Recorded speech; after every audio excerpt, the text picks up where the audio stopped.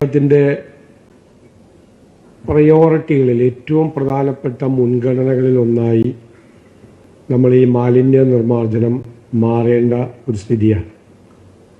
നമുക്കറിയാം, നമ്മുടെ സംസ്ഥാനത്തിന്റെ പ്രത്യേകത, നമ്മുടെ സംസ്ഥാനത്തിന്റെ ജനസാന്ദ്രത മറ്റ് സംസ്ഥാനങ്ങളുമായി താരതമ്യപ്പെടുത്തുമ്പോൾ വളരെ കൂടുതലാണ്. നമുക്ക് സത്യത്തിൽ ഗ്രാമങ്ങളില്ല. കേരളം മുഴുവൻ ഒരു നഗരം പോലെയാണ്. ഇപ്പം നഗരത്തിലെ മാലിന്യങ്ങൾ ഉണ്ടാകുന്നത് പോലെ തന്നെയാണ് ഗ്രാമങ്ങളിലും മാലിന്യങ്ങൾ ഉണ്ടാകുന്നത്. ഈ ജനസാന്ദ്രതയും മാലിന്യ സംസ്കരണത്തിൻ്റെ അവബോധമില്ലായ്മയും, നമ്മൾ രണ്ടു നേരം കുളിക്കുന്നവരാണ് എന്ന് സ്വയം അഭിമാനിക്കുന്നവരാണ്. നമുക്ക് നല്ല വൃത്തിയുണ്ട്, ഒരു സംശയമില്ല. പക്ഷെ നമ്മുടെ ചുറ്റുപാടുകളിൽ വൃത്തിയില്ല. നമ്മുടെ വീടിനകത്തും വീടിന് പുറത്തും റോട്ടിലും എല്ലാ സ്ഥലത്തും നമ്മൾ മാലിന്യങ്ങളാണ്. ഇതിൽ വിദ്യാഭ്യാസം അല്ല പ്രധാനപ്പെട്ട പ്രശ്നം. കാരണം ഞാൻ എപ്പോഴും തമാശയായിട്ട് പറയുന്നതാണെങ്കിൽ ഞാൻ കണ്ട ഒരു കാഴ്ചയാണ്. ഒരു കാറിൽ വരുന്നു, രണ്ടുപേരും പ്രോസസ്സാണ്, ഭാര്യയും ഭർത്താവും. ഒരു പാലത്തിന്റെ മീതെ വണ്ടി നിർത്തുന്നു, ഡിക്കിയിൽ നിന്ന് വേസ്റ്റ് എടുക്കുന്നു, നേരെ പുഴയിലേക്ക് എടുക്കുന്നു. ഞാൻ കണ്ട കാഴ്ചയാണ്, ഇപ്പോഴല്ല, വർഷങ്ങൾക്ക് മുമ്പ്. പിന്നെ നമ്മൾ ഒരുപാട് കാഴ്ചകൾ കാണാറുണ്ട്. വൈകുന്നേരമാവുമ്പോൾ ബൈക്ക് എടുത്ത് പോവാം, ഭാര്യയും ഭർത്താവും കൂടി പോവാം. കണ്ടു കഴിഞ്ഞാൽ നമ്മൾ തോന്നുന്നു ഈ കല്യാണത്തിന്റെ തലേദിവസം നമ്മൾ പ്രസന്റേഷൻ കൊടുക്കാൻ പോകും, നല്ല ബോക്സൊക്കെ ആയിട്ട് ഇല്ലേ. അപ്പോൾ നമ്മളേക്ക് 2 ബോക്സ് എന്തിനാ, അതായത് ഒരു പ്രസന്റേഷനല്ലേ കൊടുക്കുകയുള്ളൂ. പക്ഷെ ഇത് പോണ വഴിക്ക് ആളൊഴിഞ്ഞ സ്ഥലത്ത് ഒരെണ്ണം ഇടത്തോട്ട് എറിയും, ഒരെണ്ണം വലത്തോട്ട് എറിയും. ഇത് കേരളത്തിൽ സംഭവിച്ചുകൊണ്ടിരിക്കുന്ന കാര്യമാണ്. വേസ്റ്റ് എല്ലാവരും, വീട്ടിലെ വേസ്റ്റ് ആണെങ്കിലും എല്ലാവരും പുറത്താണ് നിക്ഷേപിക്കുന്നത്. നമുക്കതിൻ്റെ ഒരു മാറ്റം ഉണ്ടാകണം. തദ്ദേശ സ്വയംഭരണ സ്ഥാപനങ്ങൾക്കാണെങ്കിലും എല്ലാവർക്കും ഇതിനൊരു മാറ്റമുണ്ടാക്കി കേരളത്തിലെ ഒരു ക്ലീൻ കേരള മാറ്റി നമുക്ക് ഈ നമ്മുടെ സംസ്ഥാനത്തെ നമുക്ക് മാറ്റാൻ കഴിയും. ഒരുപാട് ശ്രമങ്ങൾ നടത്തിയിട്ടുണ്ട് കഴിഞ്ഞ കാലങ്ങളിൽ. തദ്ദേശ സ്വയംഭരണ വകുപ്പ്, പൊല്യൂഷൻ കൺട്രോൾ ബോർഡ് ഉൾപ്പെടെയുള്ള ഏജൻസികൾ, ഇപ്പോൾ ഹരിതകർമ്മസേനയൊക്കെ വന്നത് അതിൻ്റെ ഭാഗമായിട്ടാണ്. കുറേ മാറ്റങ്ങൾ ഉണ്ടായിട്ടുണ്ട്. നമ്മൾ ഒരു മാറ്റം ഉണ്ടായിട്ടില്ല എന്ന് പറയുന്നത് ശരിയല്ല, കുറേ അധികം മാറ്റങ്ങൾ ഉണ്ടായിട്ടുണ്ട്. പക്ഷെ ഇനിയും ഇതിനകത്ത് ഒന്ന് ഇതിനകത്തൊരു വളരെ വലിയൊരു അവയർനെസ് വേണം. ഇതിൻ്റെ അപകടത്തെക്കുറിച്ചുള്ളൊരു ബോധ്യം വേണം. പിന്നെ ഇത് വേസ്റ്റ് കൊണ്ടുപോയി പൊതുസ്ഥലത്ത് നിക്ഷേപിക്കുന്നത് ഒരു തെറ്റായ കാര്യമാണെന്നും അപമാനകരമായ കാര്യമാണെന്നും ഉള്ളൊരു തോന്നൽ ഉണ്ടാകണം. എല്ലാ രാജ്യങ്ങളിലും അങ്ങനെ തന്നെയാണ്. പല രാജ്യങ്ങളിലും പറഞ്ഞിരിക്കുന്നത് അവരുടെ വീടിന് മുമ്പിൽ ഉള്ള റോഡ് അവരാണ് ക്ലീൻ ചെയ്ത് വയ്ക്കേണ്ടത്. അവർക്കുള്ള ഉത്തരവാദിത്തം അതാണ്. പല നാടുകളിലും അതാണ്. നമ്മുടെ വീടിനകത്ത് മാത്രമാണ് നമ്മൾ നോക്കുന്നത്. വീടിന് പുറത്ത് ആ വഴി കംപ്ലീറ്റ് നീറ്റായിട്ട് വെക്കേണ്ടത്. നമുക്ക് എത്രമാത്രം റെസിഡന്റ് അസോസിയേഷനുകളുണ്ട്. ആ റെസിഡന്റ് അസോസിയേഷനുകളെല്ലാം കോപ്പറേറ്റ് ചെയ്യിപ്പിച്ച് നമുക്കൊരു വലിയ ജനകീയമായ മൂവ്മെന്റ് ആക്കി നമുക്കിതിനെ നടത്തി ഈ ഒരു മാറ്റം നമുക്കുണ്ടാക്കിയെടുക്കണം നമ്മുടെ കേരളത്തിൽ. പിന്നെ സാധാരണ ലോക്കൽ ബോഡികൾ പ്രയാസപ്പെടുന്നതിന്റെ പ്രശ്നം, ഒരുപാട് കടലാസ് കമ്പനികൾ വരികയാണ്. മാലിന്യ സംസ്കരണത്തിനായിട്ടുള്ള പുതിയ മെത്തേഡ് ഉണ്ട്, ഇത് ജർമ്മൻ ടെക്നോളജിയാണ്, ഇത് ജാപ്പനീസ് ടെക്നോളജിയാണ്, ഇത് അമേരിക്കനാണെന്നെല്ലാം പറഞ്ഞു വരികയാണ്. പലതും കടലാസ് കമ്പനികളാണ്. പല സംരംഭങ്ങളും തുടങ്ങിക്കഴിഞ്ഞാൽ ഒരു കൃത്യതയില്ല.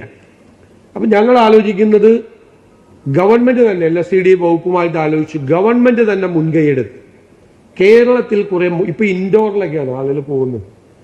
ഇപ്പൊ എൻ്റെ മണ്ഡലത്തിലെയും ആളുകൾ ഉൾപ്പെടെ കേരളത്തിലെ മുനിസിപ്പൽ ചെയർമാൻമാർ ഉൾപ്പെടെ ഇൻഡോർ സന്ദർശിക്കാൻ പോകുന്നുണ്ട്. ഇൻഡോർ സന്ദർശിക്കാൻ പോകാതെ തിരുവനന്തപുരവും കൊച്ചിയും അല്ലെങ്കിൽ കേരളത്തിലെ ഏതെങ്കിലും മുനിസിപ്പാലിറ്റിയും സന്ദർശിച്ച് ലോക്കൽ ബോഡികൾക്ക് ഇതാണ് മോഡൽ എന്ന് പറയാൻ പറ്റാവുന്ന ഒരു 10 പദ്ധതികളെങ്കിലും ഏറ്റവും മിനിമം, അല്ലെങ്കിൽ 14 പദ്ധതികൾ എല്ലാ ജില്ലകളിലും നമുക്ക് ആരംഭിക്കാൻ നമുക്ക് കഴിയണം. അതാണ് മോഡൽ പ്രോജക്റ്റ്. പലതരത്തിലുള്ള മോഡലുകളുണ്ട്, പലതരത്തിലുള്ള മോഡൽ. വേസ്റ്റിന്റെ അളവനുസരിച്ച് ഇപ്പോൾ ഒരു കോർപ്പറേഷനിൽ വേസ്റ്റിന്റെ അളവ് കൂടുതലായിരിക്കും, മുനിസിപ്പാലിറ്റിയിൽ അത് കുറവായിരിക്കും, പഞ്ചായത്തിൽ അത് കുറയും.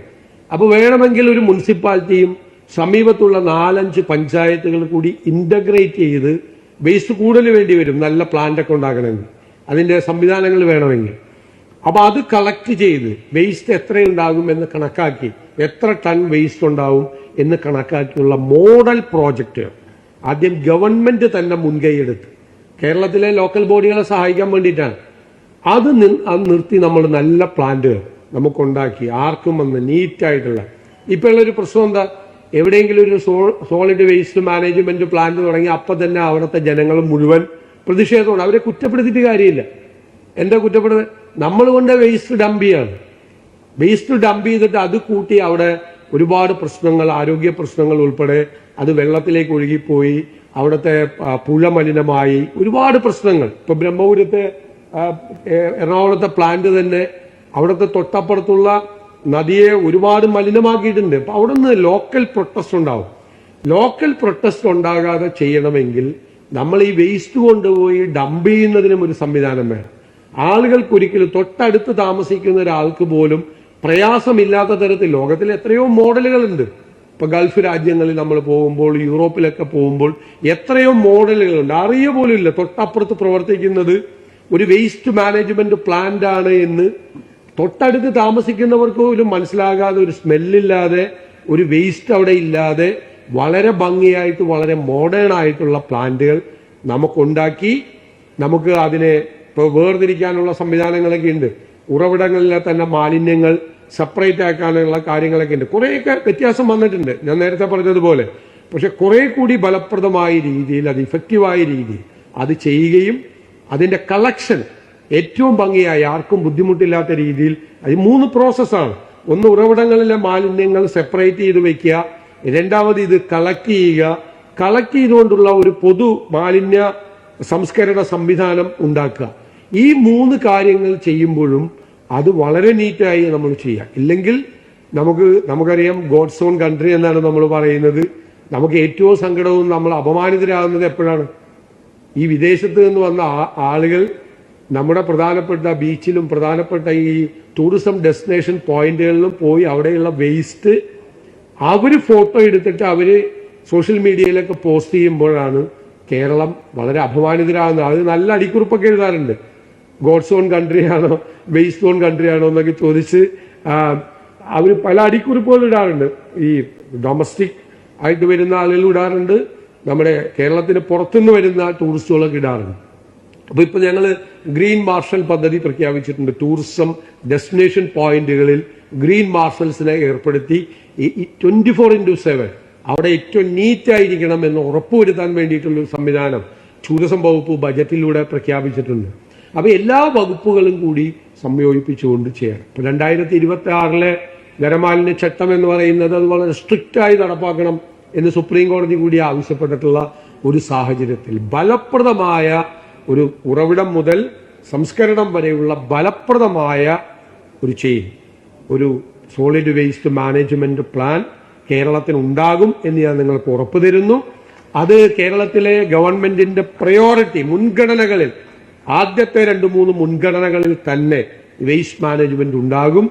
നമ്മൾ ഓരോ കുട്ടിയെയും, എന്റെ നിയോജക മണ്ഡലത്തിലെ തന്നെ ഒരു കുട്ടിയും പിതാവും തമ്മിൽ ഒരു വോളിബോൾ ടൂർണമെന്റ് കണ്ടുകൊണ്ടിരിക്കുന്ന സമയത്താണ് ഒരു പട്ടി വന്ന് കൊച്ചിന്റെ ചെവി കടിച്ചുകൊണ്ടുവരും. ആലോചിച്ച് നോക്കിയേ, നമ്മൾ എന്താണ് അവരോടൊക്കെ നമ്മൾ ഞാൻ നിസ്സഹായനായി നിന്നു അവിടെ പോയി.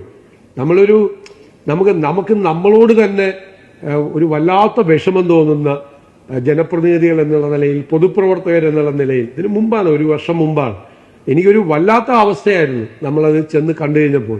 എത്രയോ കുട്ടികളെ ഉൾപ്പെടെ, പ്രായമായ ഉൾപ്പെടെയുള്ള ആളുകളെ ഈ അലഞ്ഞു തിരിയുന്ന പട്ടികൾ. നമുക്കറിയാം വേസ്റ്റാണ് അതിന്റെ എല്ലാം പ്രധാനപ്പെട്ട കാരണം. അതിനു വേണ്ടിയിട്ടുള്ള ഒരു സംവിധാനവും ABC കുറച്ചുകൂടി ഭംഗിയായിട്ട് നടത്തുന്നതിനുള്ള ഒരു സംവിധാനവും നമ്മൾ ആലോചിക്കുന്നുണ്ട്. കേരളം നമുക്ക് ദൈവത്തിന്റെ സ്വന്തം നാട് തന്നെയാക്കി നിലനിർത്തുന്നതിന് വേണ്ടിയിട്ടുള്ള ഏറ്റവും വലിയ വെല്ലുവിളികളിൽ ഒന്ന് ഇതാണ് എന്ന് ബോധ്യപ്പെട്ടുകൊണ്ടുള്ള നമ്മളെല്ലാവരും, ജനങ്ങളും ലോക്കൽ ബോഡികളും ഗവൺമെന്റും റെസിഡന്റ് അസോസിയേഷനുകളും മറ്റ് സംഘടനകളും എല്ലാവരുമായി ചേർന്നുകൊണ്ടുള്ള ഫലപ്രദമായൊരു പദ്ധതി 1 വർഷത്തിനകം അതിന്റെ റിസൾട്ട് ഉണ്ടാകുന്ന തരത്തിൽ ഡെലിവറി ഉണ്ടാകണം. റിസൾട്ട് ഓറിയന്റഡ് ആയിട്ടുള്ള പ്രവർത്തനം കാഴ്ചവെക്കണം. അതിന് പൊല്യൂഷൻ കൺട്രോൾ ബോർഡിന് ഒരുപാട് സംഭാവനകൾ ചെയ്യാനുണ്ട്. അവരതിന്റെ ഭാഗമായിട്ടാണ് 3 ആസ്ഥാനങ്ങളിലായിട്ട് ഇങ്ങനെയുള്ള ശില്പശാലകൾ സംഘടിപ്പിച്ച് ഇതിന്റെ ഒരു പ്രചരണം, ഇത്